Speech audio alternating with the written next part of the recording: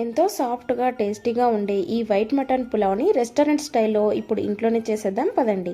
ముందుగా మసాలా కోసం mixie jar తీసుకొని ఉల్లిపాయ ముక్కలు, అల్లం వెల్లుల్లి, జీలకర్ర, చెక్క, లవంగాలు, మిరియాలు, పచ్చిమిర్చి వేసి వాటర్ యాడ్ చేయకుండా స్మూత్ పేస్ట్లా మిక్సీ పట్టుకొని స్టవ్ ఆన్ చేసి ప్రెషర్ కుక్కర్ పెట్టుకొని వేడయ్యాక ఆయిల్ యాడ్ చేసి హోల్ గరం మసాలా, ఉల్లిపాయ ముక్కలు, పచ్చిమిర్చి, కరివేపాకు తరుగు వేసి ఉల్లిపాయ ముక్కలు సాఫ్ట్గా అయ్యాక ముందుగా ఉడికించి పెట్టుకున్న మటన్ని వేసి కాస్త ఫ్రై అయ్యాక కొత్తిమీర, పుదీనా వేసి వేగాక మసాలా పేస్ట్ వేసి పచ్చివాసన పోయాక ఉప్పు కూడా వేసి మటన్కి ఉప్పంతా బాగా పట్టేలా ఫ్రై చేసుకొని ముందుగా నానబెట్టి పెట్టుకున్న రైస్ అండ్ వాటర్ని కూడా యాడ్ చేసి 2 విజిల్లు వేయించి కుక్కర్కి ప్రెషర్ అంతా పోయాక మూత ఓపెన్ చేసి వేడిగా మీకు నచ్చిన ఫ్రైస్తో కానీ కర్రీస్తో కానీ సర్వ్ చేసుకుంటే restaurant style white mutton pulao ready. మరి ఈ రెసిపీని మీరు కూడా ట్రై చేసి ఎలా కుదిరిందో కామెంట్ చేయండి.